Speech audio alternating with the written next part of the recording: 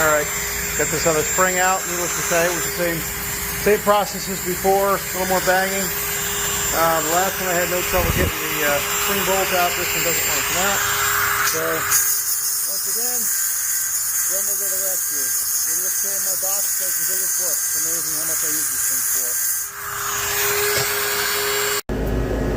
for. Alright, spring's out. Spring pack is taken apart.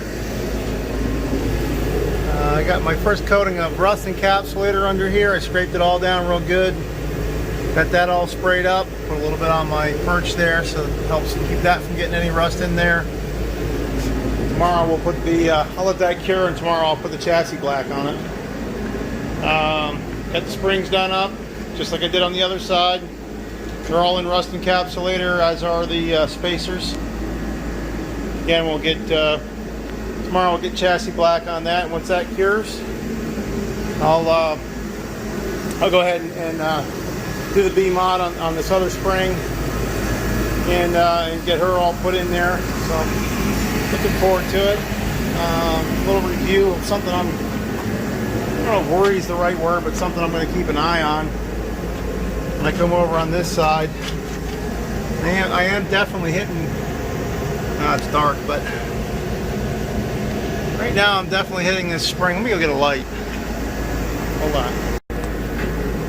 I'll show you what I'm concerned about. See how the bottom of this spring, you can see it really well in here.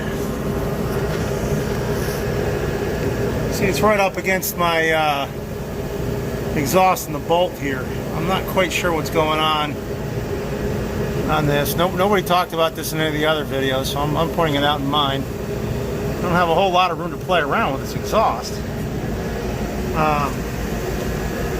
So you'll see that even us just playing around, I put a little scratch in the exhaust here, just banging around with it. I'm not quite sure why this is hitting this way. Now I put this, I left the overload. You know, it's not the top overload; it's a bottom one, so I left it in. I'm not 100% sure. You know, if I shouldn't have swung this one around the other direction and put the short side to the rear. Now that's not how ATS gave it to me.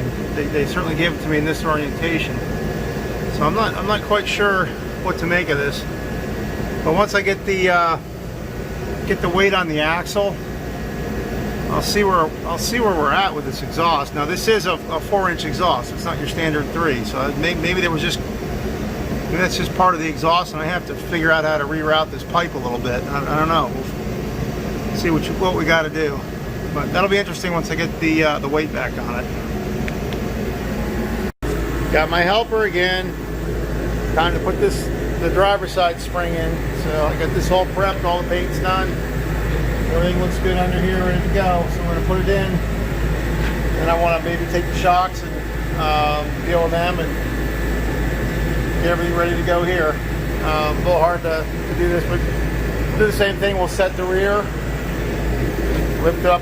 You know, we'll lift the spring in, sort of set it on the perch there, and then we'll put in the rear, lift up, put in the front, and then we'll start tightening everything down. All right, here we are. I'm starting to put the axle back up. I torqued the nuts under here as best I could. I looked up torque specs. I know ATS gave me some as much as 270 foot-pounds. On the one, I can't find any other reference to that. Everything seems to be 185. Anyway, I went with what their real recommendation was, which is as tight as you can get it. That feels good that you're not crushing you don't want to crush the bushing. And I couldn't get my, for nothing, I couldn't get the torque wrench to click at 185. So I don't know what's going on. Brand new torque wrench out of the box. I couldn't get that. I was pulling on that as hard as I could, and I couldn't get it to click. So I decided that as tight as I could get it with that big old wrench is tight enough. So that's where I'm going. Got the jack, and I got 4 jack stands under the axle. Put a couple blocks of wood here to hold up the perches here, the blocks. So I'm going to go ahead and lift the axle back in place, and we'll see how that goes. I do have to pull the axle back a little bit It has kind of rotated forward with the spring, so I have to pull it back a little tiny bit. We'll see what we can do there. All right, and by the way, that, come to think of it, if I got to pull the axle back a little bit, I've decided for now that when I get some weight on it, I started to manipulate this exhaust, and I could tell I was going to loosen this clamp up and go ahead and twist this a little bit and see if I couldn't get a little bit of clearance. It doesn't take very much for me to get this thing moved where it's not touching anything. It's only a tiny little bit. So I'm hoping once I get weight on this thing that clears it. If it doesn't, I'll figure something else out. I'll bend this exhaust somehow and get it out of the way. I did talk to ATS. They did say one of my ideas, which was to actually reverse the bottom overload, because it is much shorter on the front side. That given what we put in these vehicles, that probably would never cause a problem. It was one thing I could do. If I reverse one, they suggested reversing the other as well. I think for now I just want to leave this thing as designed. Even if I've got to take and bang the exhaust so that there's clearance, I'll do that. I got a 4-inch exhaust. I don't think putting a little divot there is certainly going to make any difference. So anyway, time to jack this up, get it into place, get the pinstone line. You can kind of see on here a little bit that the axle's got to come back slightly on this. I do have it on a jack. I should be able to pull it back. So, well, no way I can film that and do it at the same time, so I'll show you when I'm done. Alright, I thought I was going to just pull this back with the jack, but that was kind of giving me some troubles.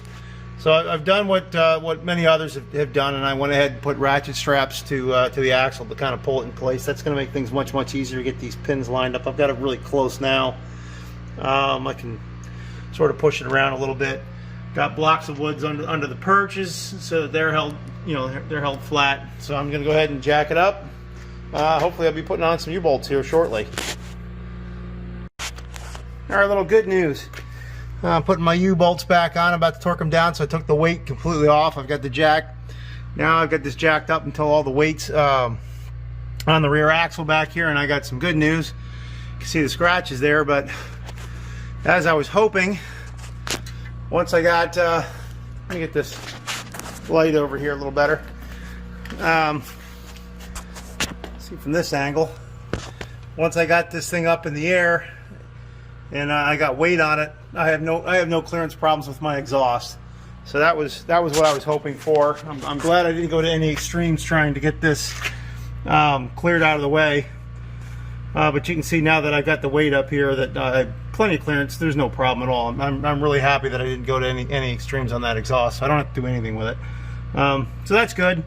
I'm going to torque down the bolts, and I think I'm going to call it good for the evening.